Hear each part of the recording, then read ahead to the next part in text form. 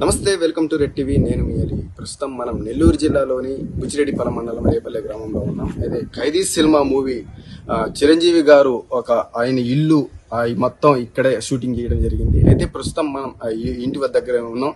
అయితే గతంలో ఈ యొక్క వెనక చూస్తున్నాం, ఈ బిల్డింగ్ ప్లేస్ లో అంతకుముందు పూరి గుడిసె ఉన్నింది. అయితే ఆ పూరి గుడిసెలో కొన్ని సన్నివేశాలు చేయడం జరిగింది.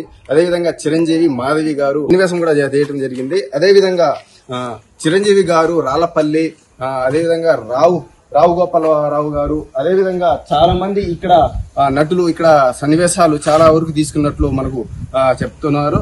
అదేవిధంగా మనం చూసుకున్నట్లయితే ఈ ప్లేస్ లోనే చిరంజీవి తండ్రి అయిన ఎల్వి నారాయణ గారు పాడిని ఇక్కడే తీశారని చెప్పి చెప్తున్నారు.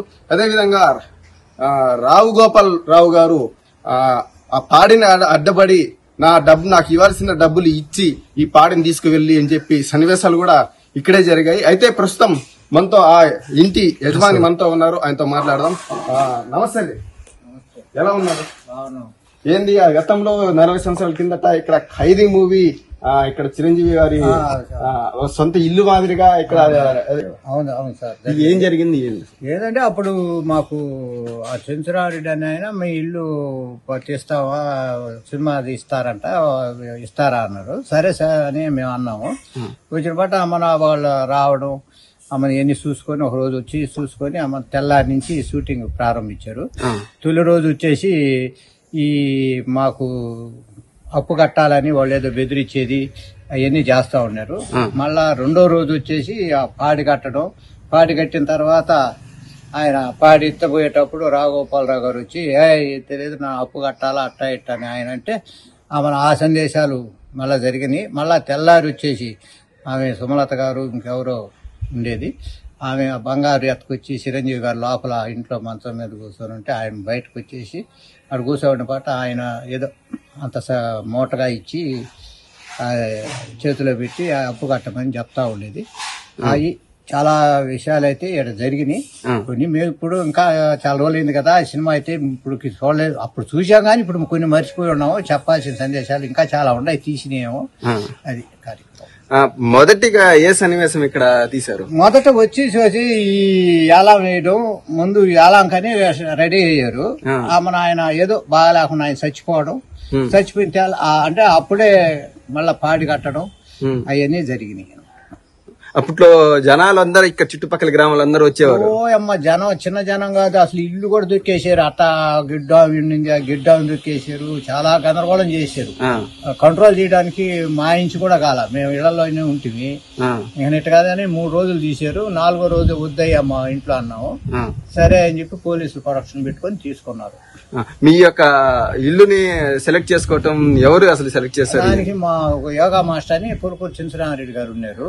అప్పుడు ఈయన డైరెక్టర్ వచ్చి కోదండరామిరెడ్డి, ఆయన వాళ్ళు మాట్లాడుకుని కావాలి వచ్చారు రేబాలకి. రేబాల్లో అయితే సినిమా 100% రేబాల్లోనే తీశారు. హై స్కూల్లో అది బాంబులు పెట్టడం, గుడిసెలు వేసి పేలడం అవన్నీ. ఇంకో దగ్గర వచ్చేసి ఆయన గుండు కొట్టేటప్పుడు కాలుతో బండికి కట్టేసి రౌడీలతో బాక్సింగ్ ఆట, సంగీతాన్ని వచ్చేసి మిద్ది మీద నుంచి శవం కింద వేయడం, రేప్ చేయడం అవన్నీ ఆ సందేశాలు ఆ ఇంట్లో జరిగింది. ఇక్కడ వచ్చి యాలం పాటలు ఈయన చచ్చిపోతే ఆయన్ని ఎత్తుకోపోనికుండా ఆపుకోవడాలు అవి జరిగినాయి. ఈ 3-4 రోజులు మీ ఇంట్లోనే ఉన్నారా చిరంజీవి గారు? బయటకు పోయి ఉన్నారు. సాయంకాలం మళ్ళీ షూటింగ్ అనే వచ్చేసేవాళ్ళు. వచ్చి షూటింగ్ తీసుకొని అయిపోయిన పాటు మళ్ళీ వెళ్ళిపోయేవారు. మీ చిరంజీవి గారితో మాట్లాడారా మీరు? మేము మాట్లాడలే, మాకు అప్పుడు అంతా ఇదే ఉందని మేము పక్కకుండేది. అప్పట్లో మీ వయసు ఎంత? మా వయసు ఉంటే 36 సంవత్సరాలు. అప్పుడు మీ నాన్నగారు ఉన్నారు? మీ నాన్నగారు మా అక్కోళ్ళు అందరూ ఉన్నాము.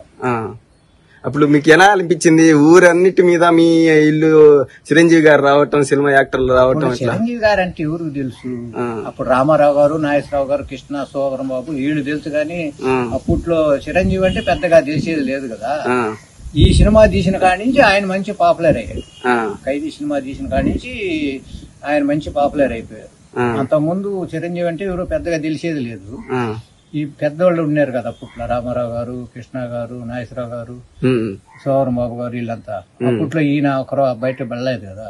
ఈ సినిమా తీసి మంచి హిట్ అయిన తర్వాత చిరంజీవి అని అక్కడి నుంచి ఈ సినిమాలు ఎక్కువ ఇట్లోకి వచ్చేసాయని మా అభిప్రాయం. అదే విధంగా చిరంజీవి గారిది నెల్లూరే అని చెప్తుంటారు. ఆ నెల్లూరుకి వచ్చినప్పుడు ఇట్లా రేపల్లె సినిమా చేశానని ఎప్పుడైనా వచ్చారా? ఎలక్షన్ అప్పుడు కూడా ఆయన మంత్రిగా ఉన్నప్పుడు కూడా ఎడదాకా వచ్చాడు. కానీ వచ్చినా గానీ ఏడదాకా రాలి. ఆయన వాళ్ళల్లో ఇది ఏడు తీసామని వాళ్ళకి ఏమైనా అభిమానం ఉంటుందా ఏమో మనకేం తెలుసు. ఆడదాకా వచ్చి వెనక్కి వెళ్ళిపోయారు. అప్పట్లో ఈ గుడిసిలో సినిమా తీశారని చెప్పేసి చూసేదానికి చాలా మంది వచ్చేవాళ్ళ. ఈ చుట్టుపక్కల గ్రామం మండలం వచ్చేసారు జనం, ఈ సినిమా తీస్తున్నారంట. ఏముందిలే, ఆ జనాన్ని మన ఇంట్లో కంట్రోల్ చేసుకోలేక మేమే ఇబ్బందులు పడ్డాం. ఏమైనా ఇచ్చారా? అబ్బా ఏమీలే, కాకుంటే మన తీసుకుంటాను మన ఊరోళ్ళు వచ్చి అడిగారు కాబట్టి చేసుకోమని అన్నాము. అప్పట్లో ఇక్కడ గడ్డి బాంబు కూడా ఉండిందంట కదా? గడ్డ వెంటనే ఉండింది, ఉండేది అక్కడ ఈ పక్క ఉండింది. అది గిడ్డ వీకి చూడడం అదంతా గిడ్డ అంతా కింద నేల మట్టం చేసేది. చాలా ఇబ్బంది పడ్డాంలే, చిన్నగా కాదు. కానీ ఇక్కడ చిరంజీవి ఇల్లు అని చెప్పేసి ఒక పేరు ఉంది కదా. ఇప్పుడు ఎవరన్నా సినిమాలో ఈ టీవీలో వస్తున్నా కానీ ఇది పలానా వాళ్ళు ఇల్లు అని చెప్తా ఉంటారు. వస్తూ ఉంటారు ఇక్కడికి చాలా మంది వస్తారు. మన ఇటీవల కూడా కొంతమంది వచ్చిపోయారు చూడడానికి.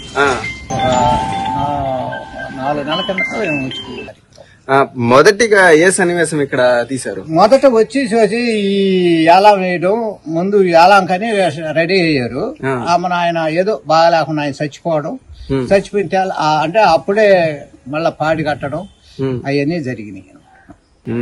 ఇంకేమే విశేషాలు ఏమున్నాయి ఇంకా మాకు ఆ రోజుకి అవి జరిగిపోయినాయి. ఇంకా మేము అదే ఉందని ఒక రోజు అయితే మేము కూడా సినిమా రిలీజ్ అయిపోయి పోయాం సినిమా చూడడానికి. అప్పుడు మనం మన ఇల్లు పడింది కాబట్టి మనం దాన్ని చూసి ఆనందపడ్డాం. ఎట్లా అనిపించింది? ఇది మా ఇల్లు, మా సినిమాలో కూడా గుర్తింపు ఉండిపోయింది కదా. ఇప్పుడు కూడా అట్నే ఉంది కదా, కానీ అందరం చూసాం.